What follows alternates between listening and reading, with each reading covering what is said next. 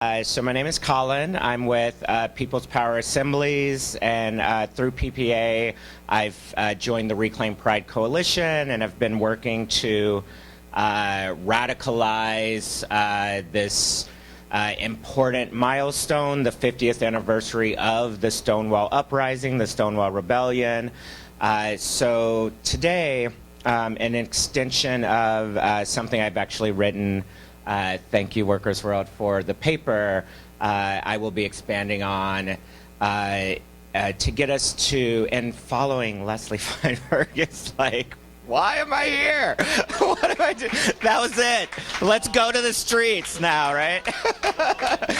Right. But I'm going to try.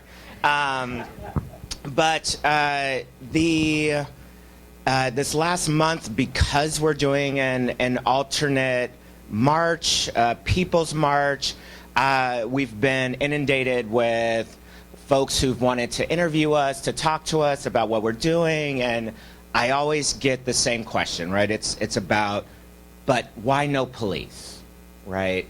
And it's important, right? We all know why it's important. Leslie just told us why, right? But the corporations are our friends, right? Or they're giving back money, right? And right.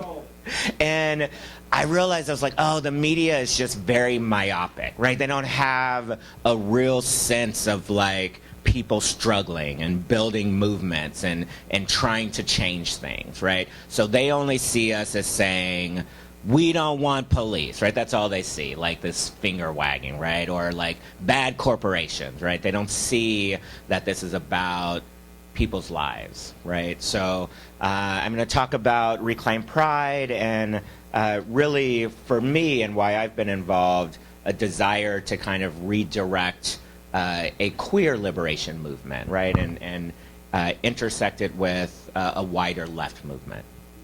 All right. On May 24th, activists gathered in Washington Square Park to mourn the loss of 3 black trans women who had been killed within weeks of each other. The loss of Tamika Washington, Malaysia Booker, and Claire Legato are only 3 names of the numerous trans women of color who have been taken from us too soon, and that points to a crisis of violence and hate that impacts this community. Sadly, many of the same activists were out only a few weeks later on June 11th to mourn the death of Layleen Kubalet Polanco, also known as Layleen Extravaganza. She was an Afro-Latina trans woman who died in her cell at Rikers Island. The refusal of the criminal legal system and taking serious Layleen's life-threatening medical condition, a bail for Layleen of $500, points to the ways in which these institutions destroy black and brown trans women specifically and remain institutions of terror for black and brown and working class communities altogether. Black trans lives matter. Yeah.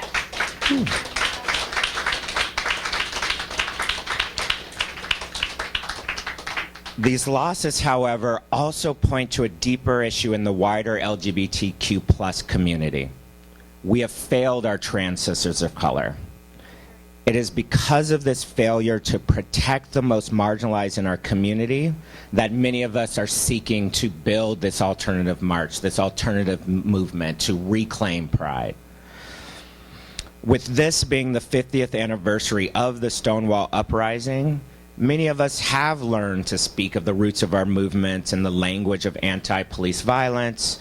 We have learned to uplift the names of Sylvia Rivera and Marsha P. Johnson, but this is not enough.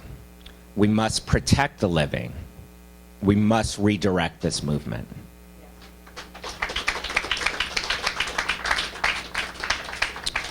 So reclaiming pride is about the radical legacy of the Stonewall Uprising.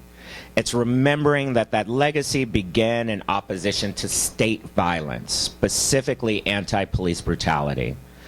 Reclaiming pride is about acknowledging that marginal communities, including the LGBTQ community, but particularly people of color and poor folks, still experience disproportionate amounts of state violence.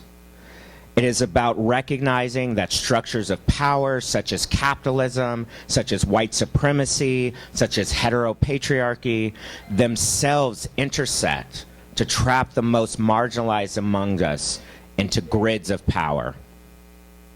To not recognize that is to avoid having a clear view of power. Queer liberation, all liberation, it depends on us understanding these structures of power and how they oppress us all. When we understand an issue like police brutality from this view, we are allowed to see how housing precarious Black, trans, and queer youth are disproportionately impacted. They face issues of continual forms of stop and frisk, racial profiling from the police, and the over-policing of sex work. Starting here shows us how interrelated systems of power are, and it actually prepares us for the vast amount of work we have to do and the long road ahead of us. The legacy of Stonewall is about remembering that the first Gay Pride March went by the Women's House of Detention and marchers shouted, "Free our sisters, free ourselves." Whew. Acknowledging that Joan Bird and Afeni Shakur, two defendants in the Panther 21 case, were being detained there as part of a conspiracy against freedom fighters in the struggle for Black liberation. This is the legacy of Stonewall that we must reclaim.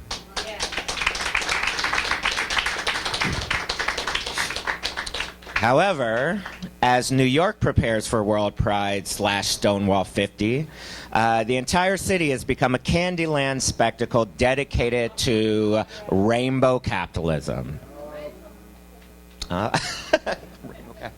The spirit of fight back and the language of struggle is erased by the co-optation of our movement by capitalism.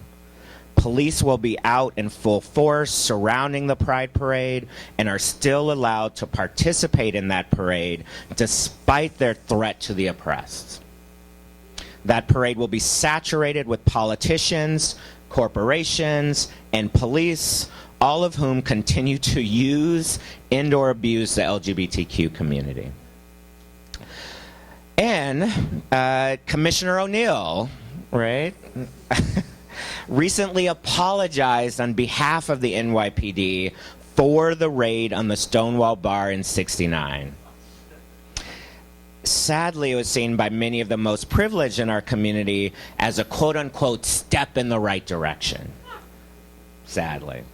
The apology, however, was hollow. It actually mentioned that nothing like that would happen today, right, in 2019, right? Right. However, as we know, Black and brown queer spaces are still overly policed and targeted by the state. Trans women of color are still overly criminalized for sex work, whether they are sex workers or not. The use of condoms as evidence of sex work disproportionately allowed the police to terrorize young queer of color spaces. As we know, this still happens in 2019. O'Neill's apology not only ignores the full history of oppression of queer people at the hands of the NYPD, it completely ignores this current reality. So this year, the Reclaim Pride Coalition has instead called for the Queer Liberation March, a historic people's march that will be both political and celebratory.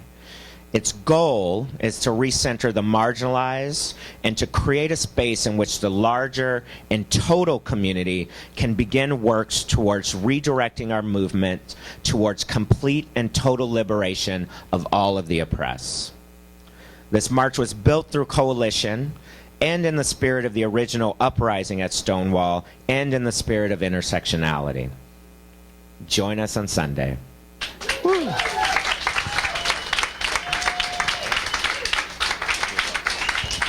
The politics, oh man, I'm saying too much. The politics of what Stonewall 50 means for folks and how representation matters throughout the main parade as well as the Queer Liberation March means that a lot of groups are struggling to make sure they politically are fitting in the right places, right? Meaning that for some folks, their visibility in that main parade is politically important as well, right? Because they've been excluded. That being said, from 4 to 6 at the end of our rally, we're going to be joined by a host of indigenous folks who are here for Stonewall 50. And we'll be doing a kind of solidarity social about the history of displacement, talking both about indigenous displacement and the displacement of free blacks from Seneca Village, which was on the site of Central Park. So from 4 to 6, there will be food and a lot of kind of love and ritual, primarily between black and indigenous folks. So that'll be beautiful as well.